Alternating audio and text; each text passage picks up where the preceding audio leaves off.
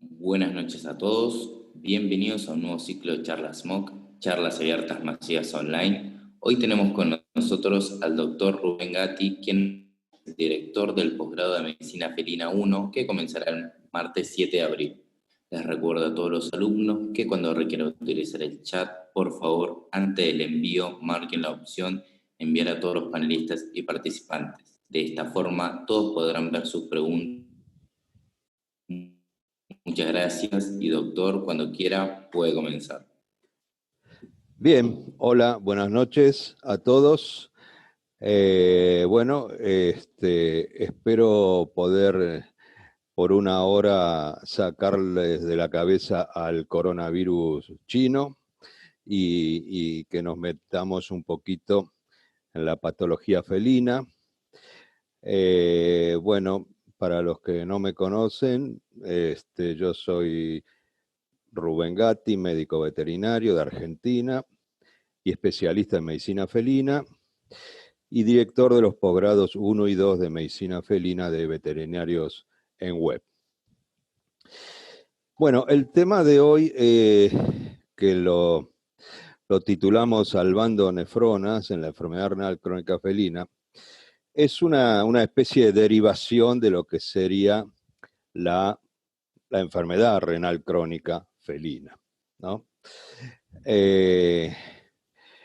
Recordemos que el riñón es un órgano muy complejo que tiene muchos tipos celulares actuando en forma coordinada, tiene una arquitectura muy compleja y tiene una característica interesante que es que tiene muy bajo nivel regenerativo. ¿Qué significa esto? Que como no es como otros órganos, como el hígado, como las células intestinales que permanentemente se están regenerando, sino que en el riñón, cuando se muere una nefrona, no se vuelve a reponer. Sí tiene un nivel de regeneración mínimo, digamos, dentro de una misma nefrona, algo actúan digamos, los mecanismos como para reparar un poquito algunas células de esa nefrona, pero cuando esa nefrona deja de existir, no hay nadie, no hay ningún mecanismo que forme una nefrona nueva. Con lo cual, esto nos trae justamente un problema grave a nivel del tiempo, y es que a medida que se van perdiendo las nefronas, el riñón obviamente va a entrar en una situación de insuficiencia de su capacidad funcional. ¿A qué llamamos falla renal crónica? Bueno, estamos siempre hablando de gato, ¿no? Esto sería cuando el riñón llega a tener una pérdida mayor del 66% de las nefronas funcionales, o lo que sería lo mismo decir una pérdida mayor del 66% de la función renal. ¿Cómo se traduce eso? Bueno, cuando encontramos que la creatinina en sangre tiene un valor superior a 1,6 miligramos por 100 mililitros de sangre, y también a la dilución de la orina, o sea que tiene un valor menor a 1035 de densidad.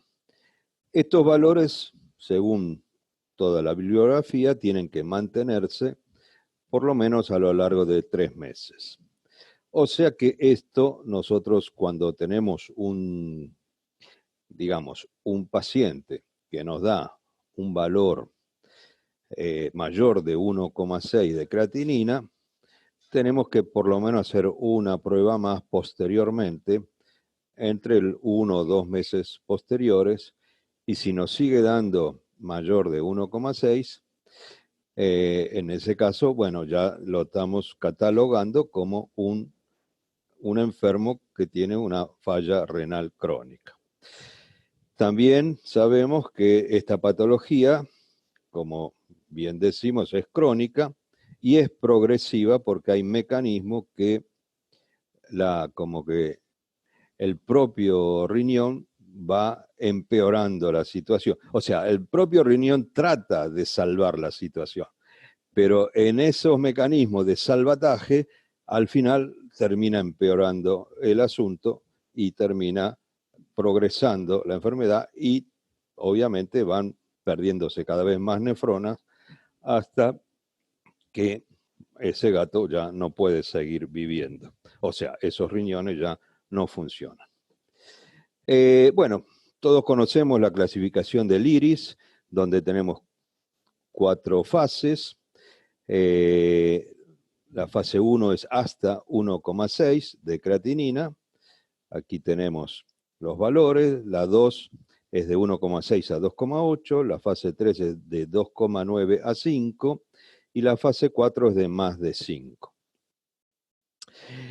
También tenemos, hace un par de años, una otra sustancia que es la SDMA, que también sirve para ver cuál es el nivel de alteración renal. Tiene la ventaja de dar resultados antes que la creatinina, pero bueno, como no está al alcance de todo el mundo, y la creatinina sí es una sustancia fácil de medir, entonces, digamos, nos vamos a manejar en esta charla principalmente con los valores de la creatinina. Yo lo que quiero es que se entienda bien qué significa el 1,6. O sea, supongamos esta situación donde tenemos los 2 riñones que están completamente sanos y funcionando al 100%. Entonces, digamos que cada uno tiene una cantidad X de nefronas y vamos, a lo largo del tiempo, se van perdiendo esa cantidad de nefronas, o sea, se pierde un 10%, otro 10% más, un 20%, un 30%. Si nosotros vamos midiendo la creatinina, siempre nos va a dar abajo de 1,6. Seguimos perdiendo nefronas, un 40, un 50, un 60, y ahí prácticamente, cuando lleguemos al 60-70%, ahí va a ser el momento en que va a empezar a subir la creatinina. O sea, cuando, como dijimos, prácticamente entre un 65 y un 70% de pérdida, ahí va a aparecer que aumenta la creatinina. Entonces, cuando nosotros llegamos a esos niveles, y que muchos pensarán, bueno, ahí empezó la enfermedad renal, en realidad no, lo que empezó ahí es la insuficiencia renal, pero la enfermedad renal ya empezó mucho tiempo antes, porque ya se perdió un 70% de la masa renal. Entonces ahí mismo, cuando empecemos a medir creatinina, nos va a dar valores mayores de 1,6 y, por supuesto, eso va a significar que nos queda más o menos entre un 25 a un 30% de la masa renal funcional. Bien, entonces hay que tener en cuenta este concepto, porque no es que cuando cuando nos sube la creatinina a más de 1,6, recién empieza el problema, sino que ya viene desde antes. Y bueno, y por eso es que decimos que la creatinina nos avisa tarde. Y también por eso, bueno, está la posibilidad de medir con la SDMA, donde nos avisaría un poquito más temprano. Bien, entonces, como la charla es cómo salvar nefronas, el primer concepto que tenemos que tener en cuenta es que para salvar nefronas hay que tener nefronas, obviamente, ¿no? O sea, no podemos salvar algo que ya no existe o que está en un nivel tan mínimo que ya no tiene posibilidad de volver a funcionar normalmente. Entonces, este es el primer concepto que quiero que todos tengan en la cabeza. O sea, para salvar nefronas hay que tener nefronas. Con lo cual, lo que cae de maduro es que tenemos que tratar de encontrar un riñón que tenga la mayor cantidad posible de nefronas. Entonces, lo que quiero que veamos ahora es cuál es la situación que normalmente vemos en los consultorios. O sea, nosotros generalmente, si no hacemos nada previo, digamos, ¿qué nos va a llegar al consultorio? ¿Qué nos va a llegar a nuestra camilla? Nos van a llegar los gatos que están en estadio 3 o 4. ¿Y en qué situación? En una situación de una crisis urémica. O sea, ahí es donde la mayoría de los dueños y de los veterinarios van a encontrar un gato con una enfermedad renal. Entonces tiene una crisis urémica, ahí el paciente viene solito, o bueno, con el propietario, obviamente, pero digamos manifiesta algo como que tiene que ir al veterinario. Ahí está con anorexia, con letargia, deshidratación, ya posiblemente esté con hiperfosfatemia, con hipocalcemia, con anemia, puede estar con hipopotasemia también, con alguna infección urinaria. Pero ¿qué pasa? En esta situación, estos gatos ya tienen una alteración muy importante del riñón y le van a quedar pocas nefronas. Ahora, fíjense si ustedes encuentran a un gato en un estadio 1 o 2, donde hay que empezar a buscar la creatinina, los valores de la creatinina, porque el tema es que en el estadio 1 y 2 no hay signos clínicos. Bueno, en el 1 el gato puede estar normal o puede haber perdido el 50% de su capacidad funcional, pero seguir clínicamente sano. ¿Me entienden? Y en el 2, aunque ya está en la fase de enfermedad renal crónica, la mayoría de los gatos no tienen signos clínicos. Apenas podría ser alguna polidipsia poliuria, en algunos casos, no en todos los casos, y muchas veces los dueños ni siquiera se dan cuenta o inclusive hasta piensan que es bueno que el gato tome mucha agua, porque bueno, hay toda una publicidad en el mundo que tomar agua es bueno, así que todos creen que, o sea, la gente que hace cree que los gatos funcionan igual que las personas. Entonces, si a todo el tiempo le están diciendo tome agua, tome agua, tome agua, y bueno, si el gato toma agua, está fenómeno. Sabemos que en el gato justamente la cosa es totalmente al revés. O sea, gato que toma mucha agua está enfermo. Así que, bueno, entonces ahí vamos a tener pocos signos clínicos, poco visibles, y solo vamos a encontrar alguna alteración, por lo menos si hacemos un análisis de rutina. En esta situación, ahí sí nos van a quedar más nefronas. Entonces, tenemos que buscar como con una lupa qué está pasando en ese riñón. Bueno, entonces, por un lado, si esperamos que el gato venga con la crisis urémica, ya vamos a tener un gato con muy pocas nefronas funcionales. Y si nosotros buscamos la enfermedad, ahí sí vamos a encontrar un gato en situaciones, digamos, en estadios iniciales, donde sí nos van a quedar muchas más nefronas para guardar, para salvar, que es la idea de esta charla. Bien, por otro lado, quería comentarles, para que todos tengamos una idea de cuánto vive un gato o sobrevive un gato con enfermedad renal crónica. Si nosotros, como vimos las distintas estadios, en el estadio 2 tenemos, de acuerdo a los distintos trabajos que se han hecho, más o menos una sobrevida de hasta 3 años. En el estadio 3 podemos tener una sobrevida de hasta 2 años. Y en el estadio 4, lamentablemente, ya tenemos una sobrevida mínima que a veces no llega ni a los 3 meses.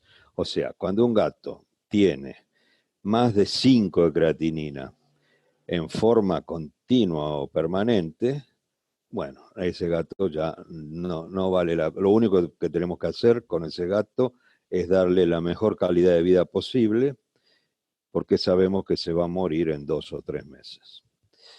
Así que, pero estos datos son importantes porque, como ven, el gato naturalmente tiene una buena, digamos, sobrevida. Y si nosotros hacemos algo más, ayudándolo, manteniendo esas nefronas que tiene vivas, salvando esas nefronas, nosotros podemos duplicar por lo menos estos términos de vida. O sea, el gato que estaría en estadio 2 podría pasar a tener 6 o 7 años de vida, el del estadio 3 podría pasar a tener 4 o 5 años, bueno, el estadio 4, como dijimos, ya no hay nada que hacer.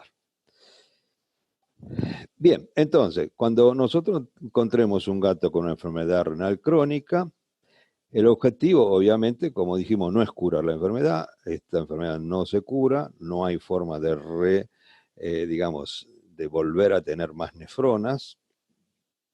La única forma de curar esto sería un trasplante, pero bueno, también es una situación que está muy lejos de nuestra práctica cotidiana.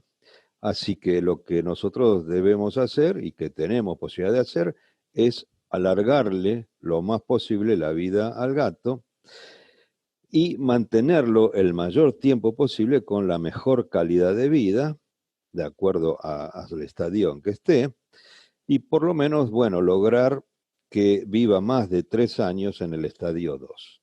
Y de ahí, bueno, por supuesto, en algún momento va a pasar a los otros estadios, pero la idea es esa, subir ese término de vida a más de 3 años.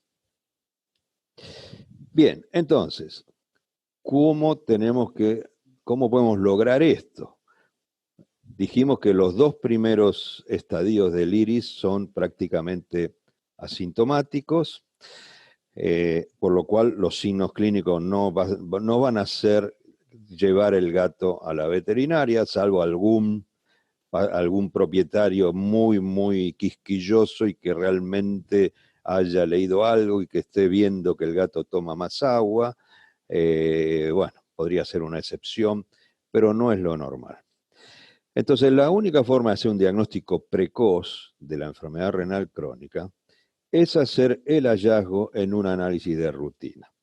¿Y qué significa eso? Bueno, que nosotros tenemos que empezar a testear por análisis de sangre a todos los gatos que tengan más de 8, 9 o 10 años de vida. Entonces, nosotros empezamos a hacer controles de análisis de sangre en estos gatos.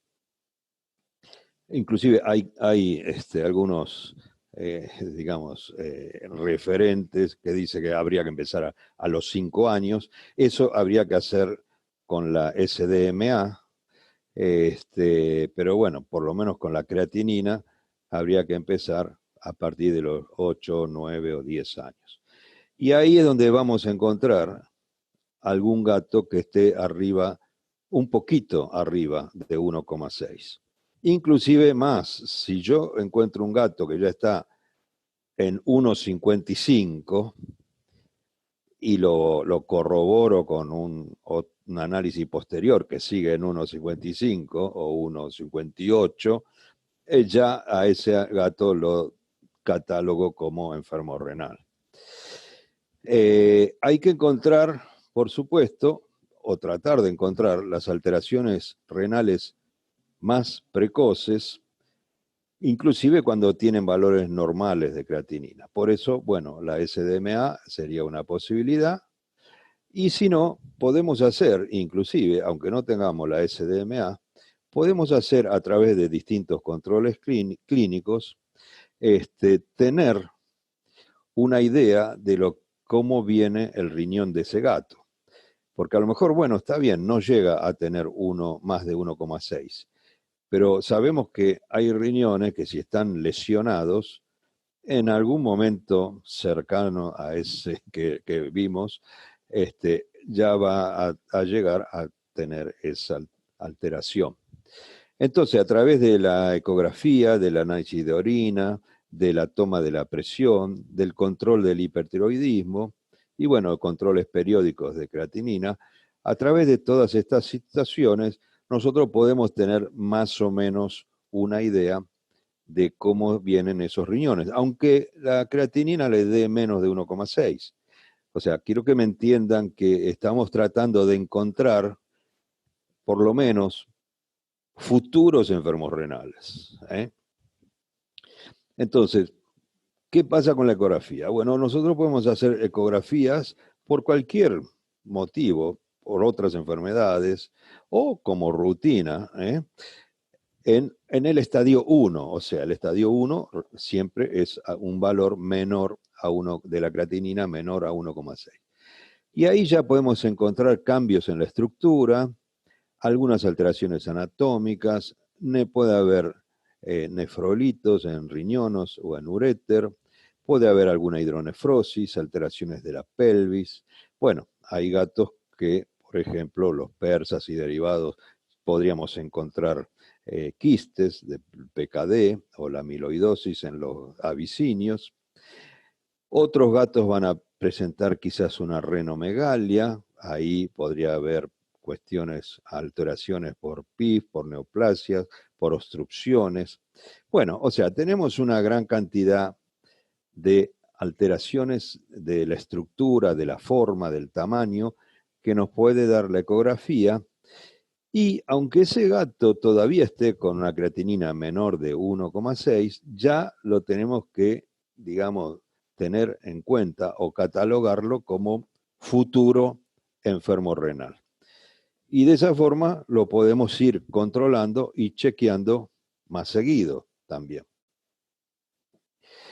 Con los análisis de orina también pasa más o menos lo mismo. Nosotros podemos hacer un análisis de orina en un gato que está en el estadio 1, pero que de repente, bueno, tiene una infección bacteriana. Es muy raro en los animales jóvenes o adultos jóvenes, pero esto puede y acrecentarse en los animales geriátricos.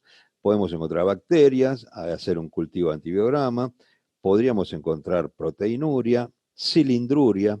Recuerden que los cilindros indican una alteración importante de los túbulos, muchas veces es la destrucción de los túbulos de las nefronas. Ya podríamos encontrar baja densidad, la presencia de piocitos, por ejemplo, en algunos casos de infecciones, la presencia de sangre e inclusive la presencia de oxalato de calcio, que también podría ser una indicación de la posibilidad de formación de cálculos a nivel renal y a nivel del uréter. Bien, o sea que también con la orina, aunque nosotros estamos chequeando un gato con menos de 1,6 de creatinina, podemos también saber que este gato, con alguna de estas alteraciones, es un futuro enfermo renal. O sea, si un gato sufre una infección bacteriana del riñón, posiblemente nosotros la podamos sortear, la vamos a dar antibiótico, va a mejorar, vamos a matar las bacterias, pero ¿qué pasó durante toda esa situación? El gato perdió a lo mejor un 20% de sus nefronas. En ese momento no es problema porque, bueno, todavía compensa el resto, pero ese gato que tenía menos de 1,6 de creatinina, quizás en un año, en 2 años, ya va a empezar a tener más de 1,6. Entonces, lo que quiero es que tengan en cuenta que todas estas cosas que pasan cuando el gato es un poco más joven o un adulto joven, nos pueden orientar a catalogar a un gato como futuro enfermo renal. Bien, la presión arterial es otra de las cosas que sabemos que altera el riñón. Si bien también la alteración renal puede producir un aumento de la presión arterial, también hay gatos que tienen una hipertensión previa y esa hipertensión previa va a alterar por situaciones hemodinámicas el funcionamiento del riñón. Entonces, es importante que también tengamos en cuenta esta situación que tomemos la presión de los gatos adultos y que vayamos controlando cómo está, y si estuviéramos frente a un caso de hipertensión, bueno, ahí empezar a medicar. Recuerden que también el fondo de ojo nos puede dar indicios, si no tenemos el aparatito para tomar la presión, nos puede dar un indicio de que este gato con hemorragias, con una tortuosidad mayor de los vasos, con un plegamiento de la retina, nos puede dar indicios de que hay una hipertensión, inclusive con la ceguera así repentina de alguno de los dos ojos también. Eso, si ocurre eso, bueno, hay que buscar a alguien que pueda tomarle la presión, por lo menos, bueno, controlarle, quizás algún cardiólogo, algún colega que tenga el aparato y hacerle, controlarle la presión. Bien, sabemos que arriba de 1, de 180 ya está en alto riesgo todo el sistema que puede afectar la hipertensión. Bien, y la otra cosa que es importante es chequear la tiroides. Sabemos que el hipertiroidismo, que también es una enfermedad más de tipo geriátrica, altera o enmascara la enfermedad renal. Entonces hay que medir la T4 total en forma rutinaria, por lo menos también a partir de esa edad que dijimos, 8, 9, 10 años. Si ustedes empezaran a medir, se van a dar cuenta la cantidad de gatos hipertiroides que van a ir encontrando. Así que todos los que puedan o que tengan al alcance algún laboratorio que mida la T4, tienen que hacerlo porque es muy importante tener ese dato. Y palpar también la tiroides porque es una forma inicial, por lo menos, de determinar si puede haber o no. O sea, ojo que palpar una tiroides normal no quiere decir que esté normal funcionando, pero bueno, ya es otra cosa. Y justamente acá les quería mostrar esta última foto de acá, que tenía un lóbulo enorme, este gato que se llama Pelusa, y le hicimos la medición y le dio 16 picogramos, que es una cantidad enorme porque lo normal es de 1 a 3, así que fíjense, y este gato venía de ser visto por otros veterinarios. Bueno, eso pasa muy habitualmente. Bien, entonces vemos que determinadas cosas que podemos ir viendo en los gatos antes de que demuestren tener una enfermedad renal crónica, nos pueden orientar a catalogar a estos gatos como posibles enfermos renales. Bien, entonces, nosotros, la idea de esta charla es cómo salvamos nefronas. Entonces, las nefronas fundamentalmente las vamos a salvar primero detectando a los gatos que tienen problemas renales lo más tempranamente posible. Ahí vamos a ver también que va a haber alteraciones renales y extrarrenales que van a ayudar a aumentar o a progresar, aumentar el progreso de la enfermedad. Bueno, entonces después vamos a intentar usar drogas nefroprotectoras, lisados renales y células madres y, por supuesto, evitar las drogas nefrotóxicas. Entonces, la idea de esta charla es hacer este tipo de protección renal y todo lo que sea protección renal va a servir básicamente en los primeros estadios de la enfermedad. Yo diría de entre 1 y el 2. Puse hasta el 3 porque, bueno, todavía hay una pequeña esperanza. Ya, obviamente, en el estadio 4 no hay nada que proteger porque no hay nada. Ya no quedan nefronas. Se calcula que el estadio 4 le queda un 10% al riñón de nefronas funcionales, o sea que no son totalmente insuficientes para mantener la vida de ese gato. Bien, entonces, vamos a ver cuáles alteraciones producen la progresión de la enfermedad renal. Yo lo dividí en dos partes, una serían las renales o las intrarrenales, o sea, las que produce la enfermedad misma, y otras que son extrarrenales, pero que también, digamos, en alguna forma también son producidas por el riñón, pero así por lo menos las separamos, son 4 y 4, y de esa forma podemos, a lo mejor desde el punto de vista didáctico, recordarlas mejor. Entonces, a nivel renal vamos a tener la hiperfosfatemia, la anemia, la hipopotasemia y la proteinuria. Ahora, lo que quiero que entiendan es esto. Estas fallas que se producen a través de la enfermedad renal no ocurren todas al mismo tiempo. En general, la mayoría, o sea, las dos más importantes, que es la hiperfosfatemia y la anemia, ocurren ya bastante al final de la enfermedad, o sea, ya en el estadio 3 avanzado, ahí es donde vamos a tener estas situaciones. Difícilmente la tengamos en forma más temprana. La hipopotasemia puede estar en el estadio 2 o 3, dependerá un poco de la hidratación del gato, de la acidosis, del estado acidótico que tenga.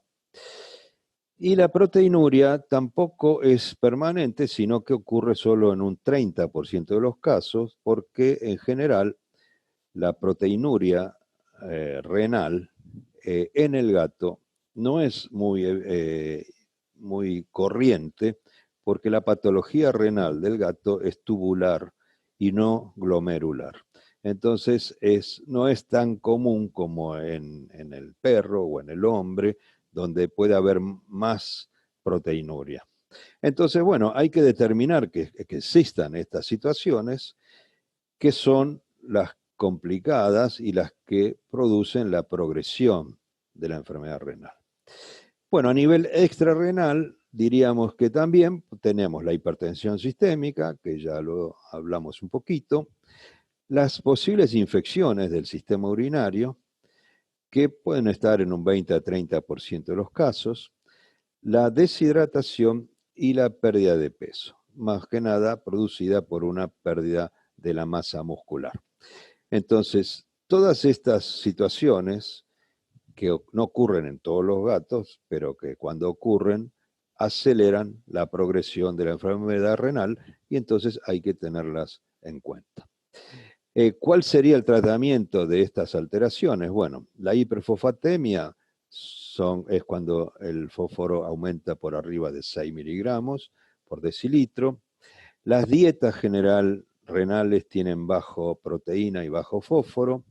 Utilizamos quelantes como hidróxido de aluminio, acetato de calcio y el sevelamer, que pareciera que tiene muy buen efecto, pero que es carísimo.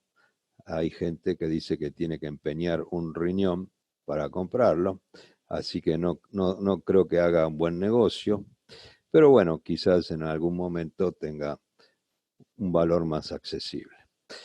La anemia sabemos que también aumenta los valores de hematocrito arriba del 35%, aumentan la sobrevida, por lo cual hay que tener en cuenta que cuando empiece a aparecer la anemia, hay que hacer tratamiento. Pero ojo, una de las cosas que veo a veces es que inmediatamente que un gato tiene un problema renal y tiene una pequeña anemia, ya muchos le meten la eritropoyetina.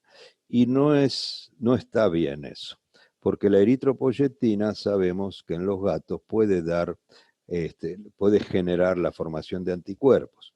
Entonces la idea es alargar lo más posible la presencia, o sea, la utilización de la eritropoyetina. La anemia se produce por varias causas, algunas son, por ejemplo, problemas gastrointestinales, pérdidas por pequeñas hemorragias, entonces, por ejemplo, usar protectores gástricos sería una primera opción. Después, utilizar sulfato de hierro, también otra opción, más vitamina B. O sea, hay que ir haciendo de a poco todo e ir viendo si hay o no hay respuesta.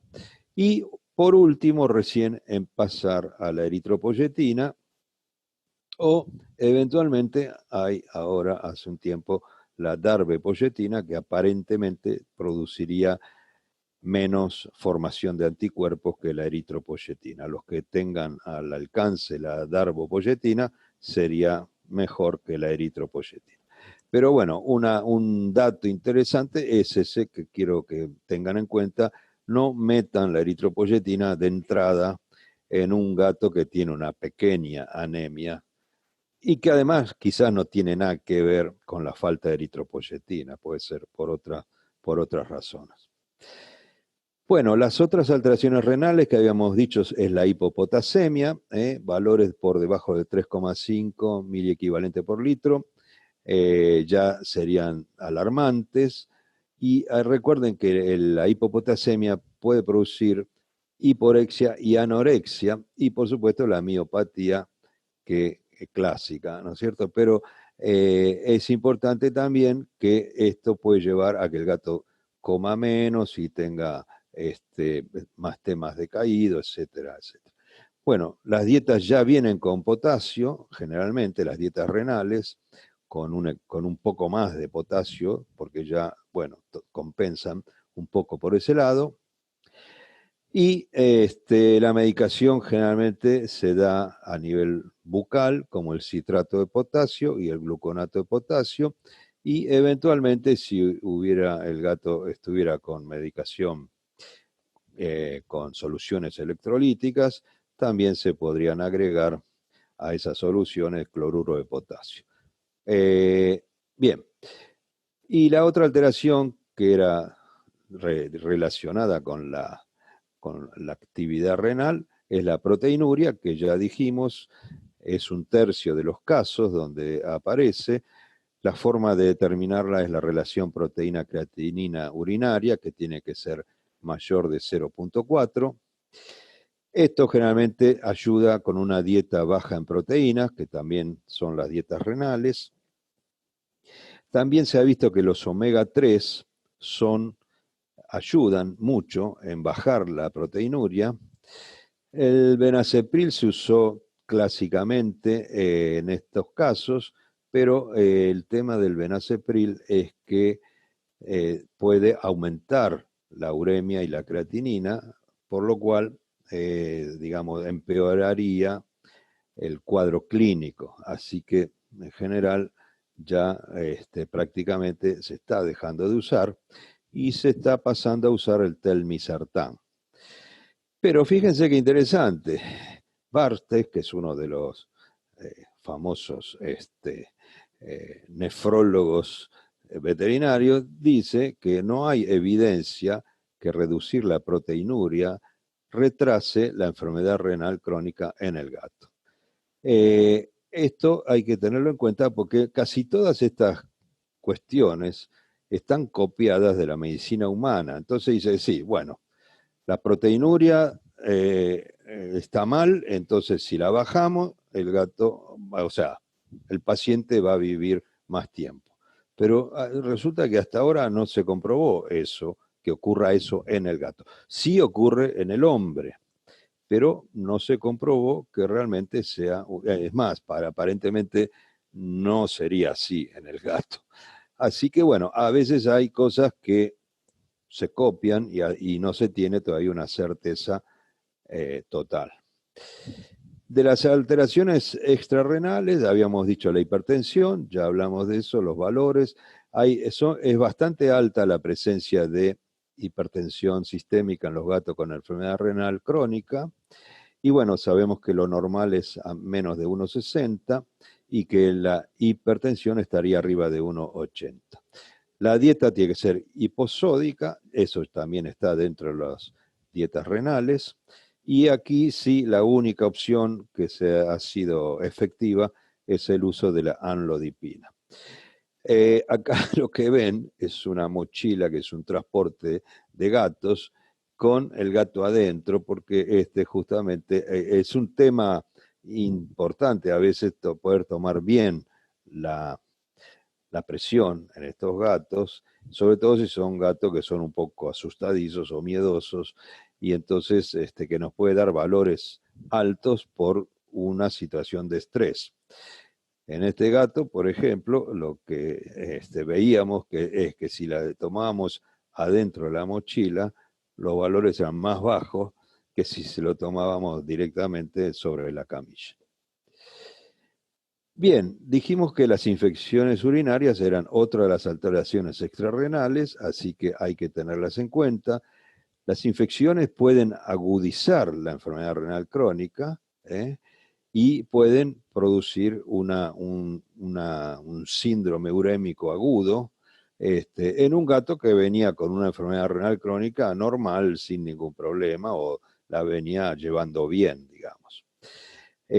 Normalmente las infecciones pueden ser asintomáticas en un alto porcentaje, así que lo que hay que hacer es controlar siempre los sedimentos de la orina, ver si hay piocitos, cilindros, bacterias, y hacer cultivos y antibiogramas de rutina para detectar estas infecciones y por lo menos, bueno, tratar de controlarlas con el antibiótico correspondiente. Las otras dos alteraciones extrarrenales que habíamos dicho era la deshidratación. La deshidratación es común en los gatos, sobre todo a medida que aumenta o que progresa la enfermedad renal. Y los gatos, o sea, la deshidratación simplemente ocurre porque el gato elimina más orina del agua que toma. Entonces hay como un balance negativo. Y la deshidratación también lo que produce es que aumente la azotemia y además también hasta puede llegar a agudizar la enfermedad renal crónica. Es otra de las variantes que puede provocar que un gato con una enfermedad renal común, o digamos que venga bien con eso, haga una agudización urémica, un cuadro grave, ¿no? Lamentablemente la única forma de evaluar la deshidratación es subjetiva a través del pliegue de la piel. Y bueno, utilizamos siempre la solución Ringer con lactato, que la damos subcutánea. Normalmente manejamos hasta 50 mililitros por kilo por vía subcutánea y que se puede dar entre 12, o sea, se puede dar 2 veces o una vez por día tranquilamente. Recuerden siempre que no hay que usar la solución fisiológica de cloruro de sodio y menos todavía la solución glucosada al 5%. La pérdida de peso es otra de las variantes que vamos a tener, que ocurren frecuentemente dentro de la enfermedad renal. Esto disminuye la supervivencia de estos gatos, por lo cual es importante hacer controles periódicos y tratar de controlar en lo posible todo lo que sea la hiporexia o anorexia, controlar todos los factores que ayudan a la anorexia o a que los gatos coman poco, como puede ser la boca, la gastritis, controlar cualquier situación de dolor, y podemos utilizar distintos estimulantes del apetito como la ciproctadina, mirtazepina, mianserina, e inclusive ya estamos utilizando últimamente las gotas de CBD, que son las de cannabis. Bien, entonces llegamos a lo que sería la medicación nefroprotectora general.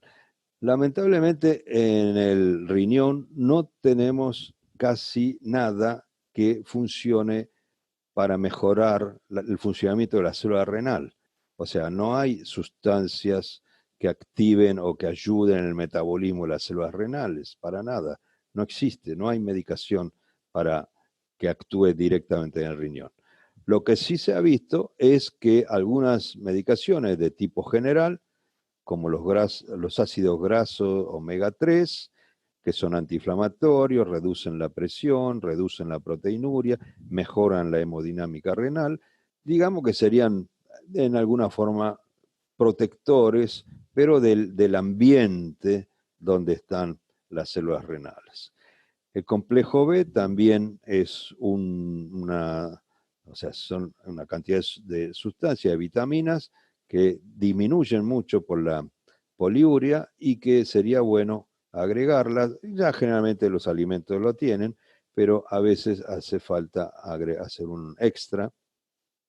Y recuerden que también mejora el apetito y mejora la eritropoyesis.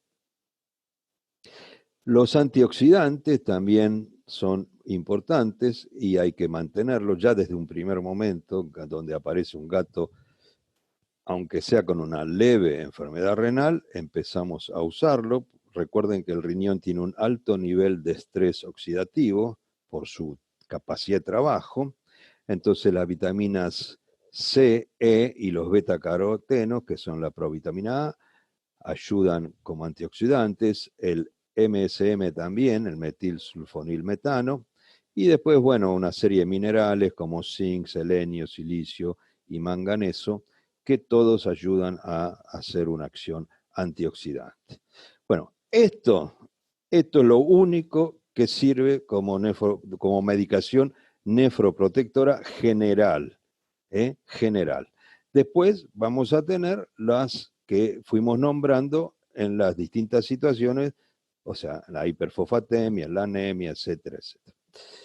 Bien, y lo que nos queda, por último, es lo que llamamos la medicina regenerativa, que es algo en parte moderno y en parte viejo, porque dentro de esta categoría están los lisados renales y las células madres mesenquimáticas. Los lisados renales son sustancias viejas que utilizábamos hace muchísimos años, que son compuestos, son los compuestos de distintos órganos que se obtienen después de una lisis enzimática de esos órganos. Es una medicación muy antigua, pero lamentablemente no tenemos estudios científicos que avalen su funcionamiento, aunque bueno, yo los uso siempre y confío plenamente en ellos. Y ahora, últimamente, bueno, tenemos la posibilidad de usar las células madres mesenquimáticas, que es algo que también comenzó ya a hablarse de la medicina regenerativa en el año 1998, pero bueno, recién ahora digamos, hará unos 10 años que empezamos a utilizar. Las células madres mesenquimáticas son células primitivas que tienen, digamos, son pluripotenciales, que vienen del mesodermo y pueden transformarse en células de mesodermo y ectodermo. Son células que tienen, las células en general, o sea, básicamente son células que se autorreproducen y que además, en teoría, pueden transformarse en células de distintos órganos de acuerdo al medio donde estén. O sea, tienen una capacidad de diferenciación en células de distintos órganos.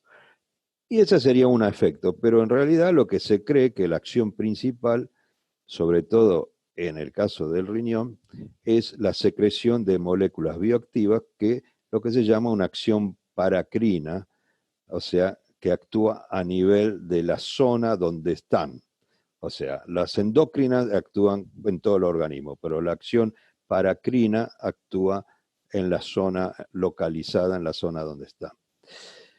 En teoría se supone que van a los tejidos dañados o inflamados, pueden hacer una diferenciación en células de ese tejido, pero en realidad, como les decía, lo más importante es que secretan, o sea, producen y eliminan moléculas bioactivas que producen antiapoptosis, angiogénesis, antiinflamatorias, inmunomoduladores, efectos antifibrosis y también producen una estimulación de crecimiento y diferenciación celular.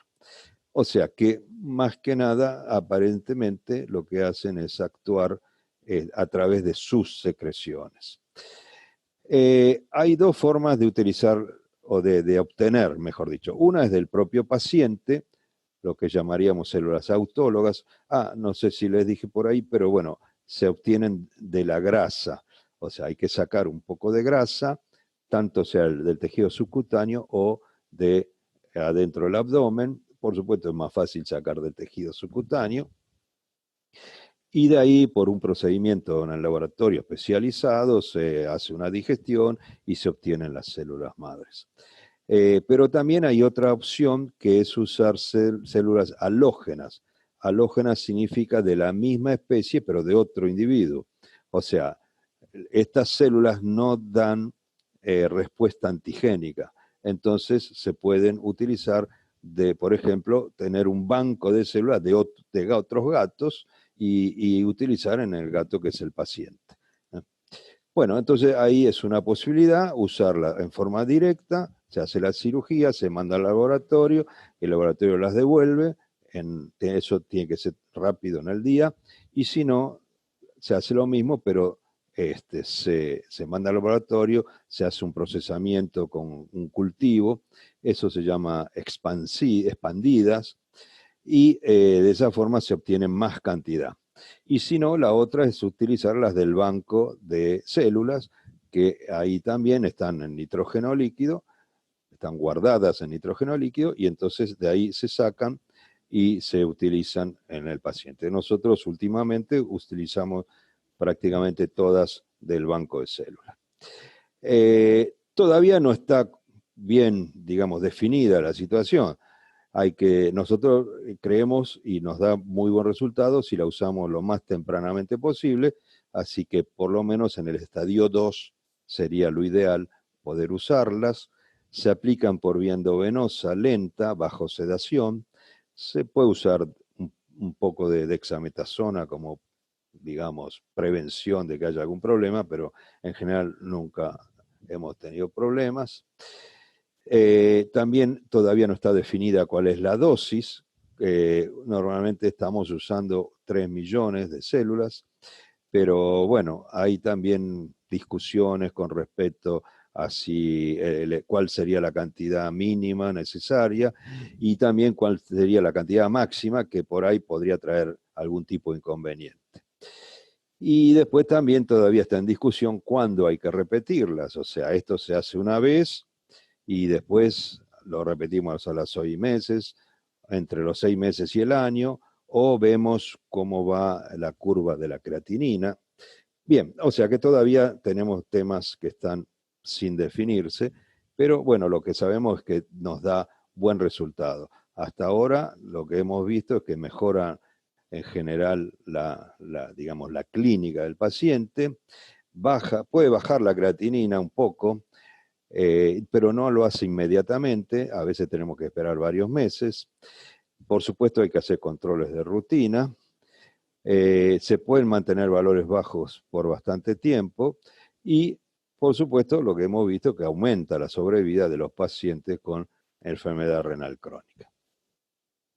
Bien, el último punto sería la medicación nefrotóxica, que más o menos todos conocemos. Esta, obviamente, es la que hay que evitar en estos pacientes que tienen pocas neuronas o menos de lo normal. Ya las conocemos casi todos, son los antibióticos, aminoglucósidos, los AINES, los IECA también, inmunosupresores, corticoides, acidificantes urinarios, algunos tóxicos, y los medios de contrastes también. O sea que, bueno, todo esto tiene que ser evitado en los gatos con enfermedad renal crónica. Quería comentarles 2 casos rápidamente. Uno es un caso donde justamente el gato viene con el cuadro de una crisis urémica. Aunque no era muy grave, pero vino con un cuadro de anorexia, deshidratación, decaimiento, una creatinina de 1,83, un fósforo 990, o sea, estaba fea la situación, mala señal, todo esto. Lo controlamos, le hicimos medicación, lo mejoramos, bueno, estuvo más o menos bien y murió 1 año y 4 meses después. Bastante bien para haber empezado con una creatinina de 5,83. Fíjense, es el cuadro de la creatinina. Entonces, este gato, a pesar de todo lo que pudimos hacer, vivió 1 año y 4 meses. Este es otro caso donde esta gata, que se llamaba Minú, nosotros la encontramos ya por los análisis de rutina con valores que estaban un poquito arriba del 1,6, más o menos entre 1,90 y 1,80. Y bueno, y acá ven, esta es toda las mediciones de la creatinina que le hicimos, y esta gata terminó, o sea, murió a fines del año pasado y tuvo 6 años de sobrevida. Ahora, lo que yo quiero que vean es lo siguiente. Esta gata hizo el primer pico de crisis urémica, la hizo en el año 2010, entre 17, no, el 2018. Ahí hizo su primer pico. Si nosotros no hubiéramos hecho nada anteriormente, ahí era el primer momento en que nos enterábamos que estaba enferma la gata. ¿Se entiende? O sea, todo lo anterior no lo hubiéramos hecho. Con lo cual, posiblemente esta gata, por supuesto, hubiera muerto mucho antes si no hubiéramos hecho nada. Pero no es solo eso, sino que además todo este trabajo que hicimos entre el 2013 y el 2017 también no lo hubiéramos perdido.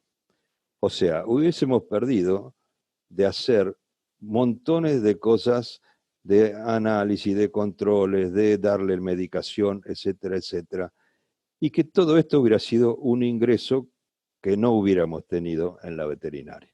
Entonces, por eso es también que además de todo lo que vamos a favorecer al gato, si hacemos las cosas bien de entrada, tenemos que tener en cuenta que hay un plus, y es que también nos va a favorecer los ingresos de la veterinaria. Bien, entonces, salvar nefrones significa, en primer lugar, tratar de encontrar en la fase 1, por sospecha, por lo menos, de ecografías, análisis de orina, hipertensión, hipertiroidismo, o sea, todo lo que vamos a ir encontrando gatos con posibilidad de enfermos renales a futuro. Y ya en la fase 2 temprana, tratar de encontrarlos a través de los análisis de rutina. O sea, vamos a poder salvar nefrona si el gato lo encontramos con bastantes nefronas. Si hay nefronas, vamos a poder hacer el control y tratamiento de todas las alteraciones renales y de todas las alteraciones extrarrenales, a medida, por supuesto, que vayan apareciendo. Y ahí vamos a poder usar las drogas nefroprotectoras, los lisados renales, las células madres, y evitaríamos, por supuesto, las drogas nefrotóxicas. Entonces, como último chip de gato o recomendación es que en la enfermedad renal crónica felina nosotros tenemos que llegar antes que la crisis urémica. Si el gato ya viene con la crisis urémica, la situación ya se nos complicó mucho. Bien, entonces hasta acá llegamos con la charla. Recuerden siempre este pequeño cartelito que dice hay que encontrar la enfermedad renal antes de que se entere el gato. O sea, tenemos que ser nosotros unos detectives y encontrarla primero. Quería, ya que estamos, comentarles que tenemos dos cursos de medicina felina en Veterinarios en Web, el curso 1 y el curso 2. No son correlativos, se puede hacer cualquiera de los dos primeros, son distintos temas, o sea, son complementarios. Y bueno, uno va a empezar ahora en abril y el otro empieza en mayo. Para los que no estén muy al tanto de los cursos online o que no hayan hecho nunca, tenemos una serie de ventajas. Este ya es digamos, una forma de explicar por qué es bueno hacer los cursos online, aparte de que no hay que usar barbijo. Bueno, obviamente cada uno lo hace desde su casa. Si lo tuvieran que hacer presencial, por supuesto, sería mucho más complicado, habría que viajar, vivir en otro lugar, etcétera, etcétera. Los temas y las conferencias quedan grabadas en una plataforma, así que se pueden ver más de una vez, o sea, se pueden ver todas las veces que ustedes quieran. Y gracias a esta modalidad podemos tener docentes internacionales de distintas partes del mundo, bueno, todos hablan en español, por supuesto, pero que nos asegura una mejor calidad académica y de especialidad en cada tema. También nosotros vamos a hacer encuentros en tiempo real, o sea que en un momento, todas las semanas, un día, nos encontramos todos juntos a la misma hora, pero por internet, con el docente, todos los alumnos y el docente, y ahí se pueden tomar, hacer preguntas, bueno, ahí se van a dar casos clínicos, pero se pueden hacer preguntas y, bueno, si hay dudas o lo que sea, ahí se puede hablar directamente con el docente. Además, ahora también ya tenemos grupos de WhatsApp, o sea que tenemos mayor posibilidad de tener contacto con los docentes. Se llevan los resúmenes, la bibliografía de cada tema. Y hay un tema que siempre muchos dicen, no, pero los cursos presenciales o se puede hacer práctica, etcétera, etcétera. Pero bueno, les voy a decir que si ustedes van a un curso presencial y ven un caso clínico, solo lo van a ver en ese momento que asisten a la práctica.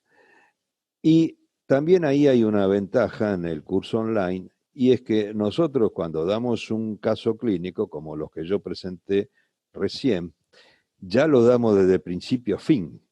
O sea, no es que solo ustedes van a ver en el momento en que está el curso, sino que lo van a ver, o sea, justamente esa gata, por ejemplo, que vivió 6 años, yo les voy a dar todo lo que hicimos durante los 6 años. Lo cual eso es imposible de hacerlo aunque sea un curso práctico.